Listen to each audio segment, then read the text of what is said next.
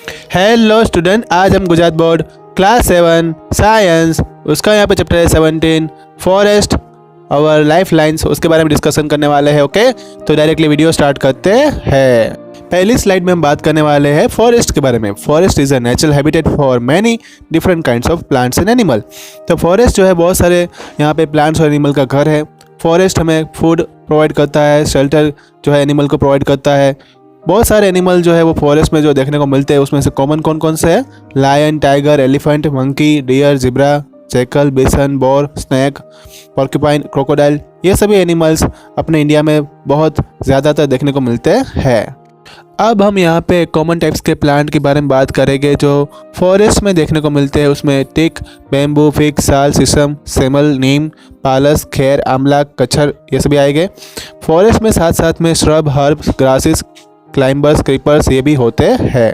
अब हम बात करते हैं प्रोडक्ट जो हमें फॉरेस्ट में से मिलती है। तो उसमें सबसे ज़्यादा wood, spices, gum, oils, honey, sealing wax, catechu, fodders for the animals and medicinal plant जो है वो हमें फॉरेस्ट में से मिल जाते हैं। नेक्स्ट स्लाइड में हम बात करेंगे यहाँ पे characteristics of trees in forest. तो यहाँ पे जो ट्री का सबसे ऊपर वाला पार्ट जो ब्रांचेस के ऊपर रहता है, उसका जो शेप होता है उसके बारे में बात करने वाले हैं। तो उसको तो पहले बोलते हैं क्राउन। ये क्राउन जो है सभी पेड़ में अलग अलग शेप में देखने को मिलता है। यहाँ पे मैंने आपको 8 अलग अलग शेप जो है बताए हुए हैं। कभी कभी हम जब जंगल में जाते हैं तो देखते हैं तो बहुत बड़ा पेड़ नज़र आता है। वो बहुत सारे दूसरे प्लांट जो वहाँ पे होते हैं, पौधे होते हैं, वहाँ पे जो घास होती है उसके लिए एक रूफ मतलब कि एक छाता सा बन जाता है, उसको ही बोलते हैं कैनोपी। तो यहाँ पे कैनोपी का एक जो आपको लुकआउट देखने को मिले, इसलिए मैंने आपको यह पिक्चर बताया हुआ है। जिससे क्या होता है कि एक बहुत बड़ा पेड़ है और उसके नीचे बहुत सारे दूसरे पौधे, प्लांट्स जो है वो अंदर उसकी छाँव में जो है वो ग्रो हो रहे हैं। पेड़ जो जंगल में पाए जाते हैं उसकी हाइट, क्राउन की हाइट, शेप जो होता है लीव्स का, फ्लावर का, फ्रूट का, सबका अलग अलग यहाँ पे देखने को मिलता है। वो कौन से सीड में से वो प्लांट बनता है, पौधा बनता है, या तो फिर वो जो पेड़ बनता है उसी के ऊपर उसका शेप जो है डिपेंड करता है। अब हम बात करेंगे नेक्स्ट स्लाइड में interdependence of component of forest. Forest के अंदर प्लांट्स और एनिमल रहते हैं, ये बात हम जानते हैं। तो उसके अंदर जो है उनको क्लासीफाई किया गया है autotrophs, heterotrophs, saprotrophs and decomposer. तो सबके बारे में यहाँ पे हम जानने वाले हैं। सबसे पहले हम बात करेंगे यहाँ पे ऑटोट्रॉप्स के बारे में। तो ऑटोट्रॉप्स में कौन आएगा? ग्रीन प्लांट्स आएंगे जो अपना खाना खुद बनाते हैं। और वो कौन सी प्रोसेस उसके लिए इस्तेमाल करते हैं? फोटोसिंथेसिस, जो हमने आगे के चैप्टर में ऑलरेडी लर्न कर लिया है। दूसरा आएगा यहाँ पे हेटेरोट्रॉप्स। हेटेरोट्रॉप्स जो है वो डायरेक्टली या इनडायरेक्टली प्लांट्स के ऊपर डिपेंडेंट रहते हैं, ये सभी एनिमल इसमें आएंगे। सेप्रोट्रॉप्स जो डेड एनिमल को खाते हैं उसको हम क्या बोलते हैं? सेप्रोट्रॉप्स, ये भी यहाँ पे रहते हैं। अब हम बात करेंगे डिकम्पोजर के बारे में।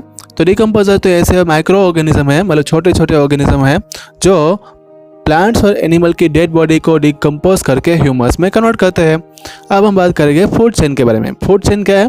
फूड चेन जो है उसमें हम जानते हैं कि यहाँ पे ग्रास है। यहाँ पे एक एग्जांपल देके उसको समझते हैं। तो ग्रास को सबसे पहले कौन खाता है? इंसेक्ट। इंसेक्ट को खाता है फ्रॉग। फ्रॉग को खाता है स्नैक। स्नैक को खाता है ईगल।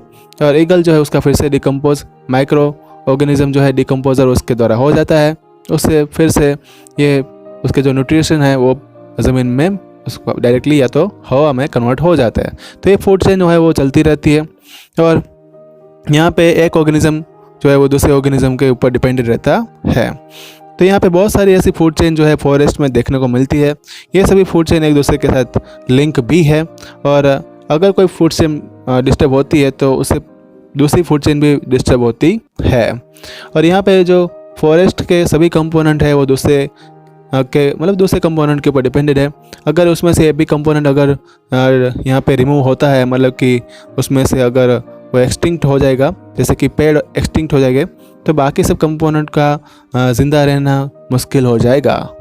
नेक्स्ट स्लाइड में यहाँ पे बात करेंगे हम balance of oxygen and carbon dioxide in the atmosphere. तो यहाँ पे अब जब भी कोई प्लांट है या तो एनिमल है, जब भी वो रेस्पिरेशन करता है तब ऑक्सीजन जो है वो लेता है एटमॉस्फेयर से और कार्बन डाइऑक्साइड वो अपने बॉडी में से निकालता है। ये फोटोसिंथेसिस की जो प्रोसेस होती है उसमें प्लांट क्या करता है? उसमें कार्बन डाइऑक्साइड वो एटमॉस्फेयर में से लेता है और ऑक्सीजन रिलीज करता है। तो यहाँ पे ऑक्सीजन और कार्बन डाइऑक्साइड का जो बैलेंस है वो एटमॉस्फेयर में रहता है। और इसलिए फॉरेस्ट को भी यहाँ पे क्या बोला जाता है? ग्रीन लंग्स बोला जाता है। और यहाँ पे प्लांट्स और ऑक्सीजन का एक छोटा सा साइकिल जो है, सिंपल डायग्राम मैंने आपको बना के दिया हुआ है, तो आप उसको लर्न कर लेना। नेक्स्ट स्लाइड में यहाँ पे आ रहा है इंपॉर्टेंस ऑफ फॉरेस्ट। फॉरेस्ट जो है बहुत सारे एनिमल्स और प्लांट्स का नेचुरल हैबिटेट है, नेचुरल घर है। फॉरेस्ट जो है वो ऑक्सीजन और कार्बन डाइऑक्साइड के लेवल को एटमॉस्फेयर में मेंटेन करने के लिए, बैलेंस रखने के लिए मदद करता है। फिर फॉरेस्ट रेनफॉल लेके आता है। फॉरेस्ट सॉइल इरोजन के प्रोटेक्शन के लिए ज़रूरी है।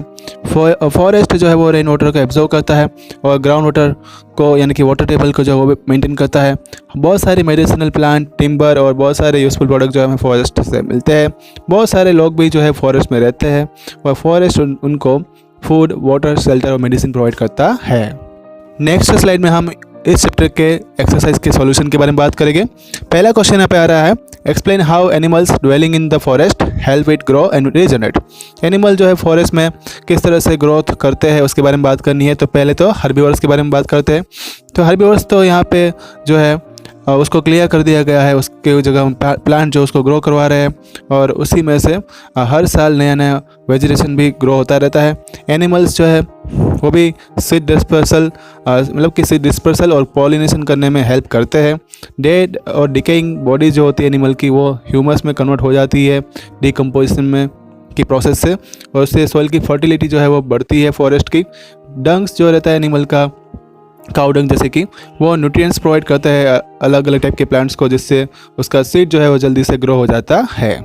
नेक्स्ट यहाँ पे क्वेश्चन आ रहा है, explain how forest prevent floods. Forest जो है वो किस तरह से फ्लड को रोकने में मदद करता है। Forest act as a natural absorber of rain water and allow it to strip.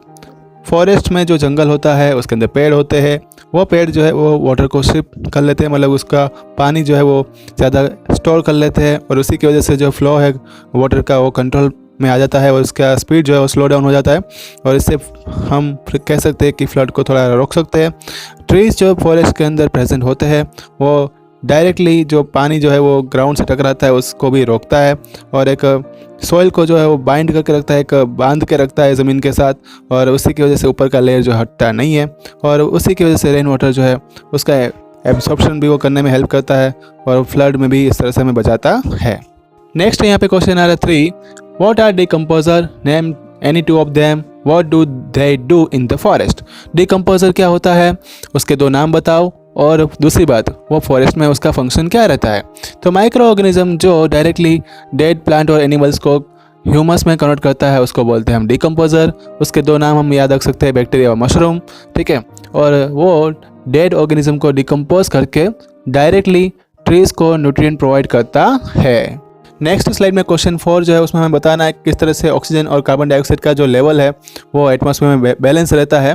तो पहले तो प्लांट जो है वो ऑक्सीजन रिलीज़ करता है, ठीक है, फोटोसिंथेसिस की प्रोसेस के द्वारा, और यही ऑक्सीजन जो है वो एनिमल्स जो है अपने रेस्पिरेशन के टाइम पे इनहेल करते हैं और वो जब भी ये इनहेल करते हैं तब कार्बन डाइऑक्साइड को रिलीज़ करते हैं पूरे दिन और रात के टाइम पे।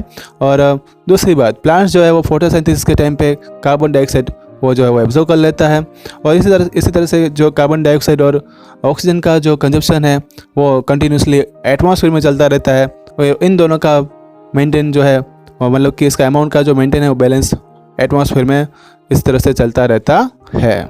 नेक्स्ट स्लाइड में बहुत ही इंपॉर्टेंट क्वेश्चन आ रहा है, explain why there is no waste in the forest. क्यों जंगल में कोई वेस्ट फॉर्म में नहीं बचता है।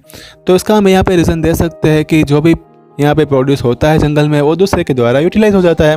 जैसे कि यहाँ पे वेस्ट मटेरियल जो है डेड एनिमल्स है वो भी जब उसका भी डिकम्पोज होके ह्यूमस में कन्वर्ट हो जाता है, क्योंकि जितने भी एनिमल वेस्ट है या तो प्लांट वेस्ट है वो यहाँ पे बायोडिग्रेडेबल है, वो डायरेक्टली ह्यूमस में डिकम्पोजर के द्वारा कन्वर्ट हो जाता है और return back to the soil, मतलब कि सॉइल में वो वापस चला जाता है एज ए न्यूट्रिएंट की फॉर्म में, वो फिर से दूसरे प्लांट्स उसको इस्तेमाल करते हैं।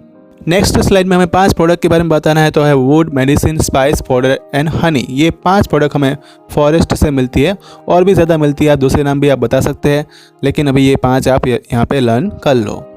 नेक्स्ट स्लाइड में हमें फिल इन द ब्लैंक्स के बारे में बताना है। तो यहाँ पे पहला जो यहाँ पे फिल इन द ब्लैंक्स है तो इंसेक्ट, बटरफ्लाइज, हनी बीज and birds helps in flowering plant in pollination.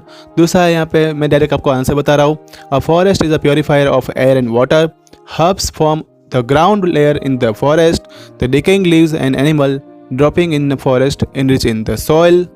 Next slide में हम बात करेंगे why should we worry about the condition and issue related to the forest far from us. हमें क्यों यहाँ पे थोड़ा जो है वरी या तो टेंशन करने की ज़रूरत है, जो अभी इश्यूज़ फॉरेस्ट के अंदर देखने को मिल रहे हैं जो हमसे बहुत ही दूर है, लेकिन हमें उसके बारे में यहाँ पे थोड़ी चिंता करने की ज़रूरत है। तो यहाँ पे पहला पॉइंट उसका आ रहा है अमाउंट जो है यहाँ पे कार्बन डाइऑक्साइड का हवा में बढ़ रहा है, फॉरेस्ट जो है वो डिसअपियर हो रहे हैं, उसी की वजह से जो एटमॉस्फेयर में ऑक्सीजन का अमाउंट जो है वो धीरे धीरे कम हो रहा है, जिससे ब्रीथिंग में प्रॉब्लम आ सकती है। दूसरा पॉइंट यहाँ पे ये है कि ज़्यादा सॉइल इरोजन होने की वजह से और ज़्यादा फ्लड आने की वजह से सॉइल जो है वो ऊपर का वाटर जो है उसको होल्ड नहीं कर पा रहा है। फिर दूसरी बात, कार्बन डाइऑक्साइड का जो अमाउंट यहाँ पे बढ़ता जा रहा है, उसी की वजह से ग्लोबल वार्मिंग की प्रॉब्लम आ रही है। डिफॉरेस्टेशन होने की वजह से जो लाइफ है जो मतलब कि वो ख़तरे में आ रही है, एनवायरनमेंट में भी नुकसान हो रहा है और एनिमल्स के लिए अब शेल्टर जो है धीरे धीरे बचने वाला नहीं है अगर इसी तरह चलते रहा तो। दूसरी बात कि वहाँ पे नेचर में भी इम्बेलेंस देखने को मिल रहा है। उसका रीज़न ये है क्योंकि यहाँ पे क्लाइमेट चेंज हो रहा है और बारिश जो है मतलब कि रेनफॉल जो है वो धीरे धीरे कम होता जा रहा है।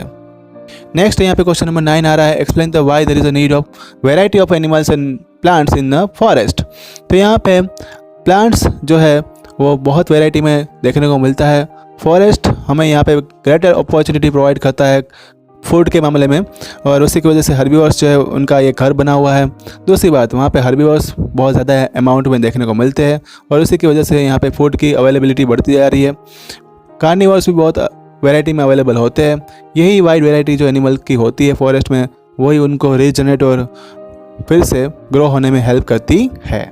ये जो वैरायटी एनिमल की यहाँ पे देखने को मिलती है वही फूड चेन को मेंटेन करने में भी हेल्प करता है। जैसे कि ग्रास जो इंसेक्ट उसके द्वारा खाया जाता है, उसके बाद उसको फ्रॉग खाता है, फ्रॉग जो है उसको स्नेक यहाँ पे स्नेक उसको खा लेता है, स्नेक को फिर ईगल खाता है। तो इसी तरह से एक फूड चेन बनती है और फूड चेन का सभी हिस्सा जो है फॉरेस्ट का है। तो वो ही डायरेक्टली हम कह सकते हैं कि हर एक पार्ट जो फॉरेस्ट के अंदर है वो दूसरे पार्ट के ऊपर डिपेंडेड है। अगर बीच में से कोई भी कंपोनेंट रिमूव होता है तो फिर दूसरे कंपोनेंट्स को भी वो अफेक्ट कर सकता है। यहाँ पे क्वेश्चन नंबर 10 में हमें थोड़े लेबल जो है मार्किंग करने पड़ेंगे। तो यहाँ पे लेबल में सबसे पहले हम मार्क करेंगे। मैं आपको डायरेक्टली आंसर बता देता हूँ। ग्रीन कलर का पूरा ड्राइंग करके यहाँ पे उसका आंसर मैंने दिया हुआ है, तो आप देख सकते हो। एटमॉस्फेयर में यहाँ पे क्लाउड, रेन, ठीक है, फिर ऑक्सीजन जो है किस तरह से बाहर निकल रहा है, कार्बन डाइऑक्साइड अंदर जा रहा है। एनिमल्स यहाँ पे हिरन की फ़ोटो बताई गई है, रूट्स के बारे में बताया गया है, ठीक है। तो ये सभी आपको यहाँ पे वाटर टेबल भी आपको यहाँ पे बताना पड़ेगा। तो ये सभी चीज़ें जो है आपको यहाँ पे लेबल कर देनी है। तो यहाँ पे स्टूडेंट ये चैप्टर जो है ख़त्म होता है। नेक्स्ट चैप्टर के बारे में मैं आपको व्हाट्सएप पर नोटिफाई करूँगा। अगर आपको कोई यहाँ पे डाउट है तो मुझे कमेंट बॉक्स में लिख कर बता सकते हैं। एजुकेशन के रिलेटेड वीडियो देखने के लिए मेरे चैनल को सब्सक्राइब करना मत भूलना, रिवाइज करते रहना। Thank you all.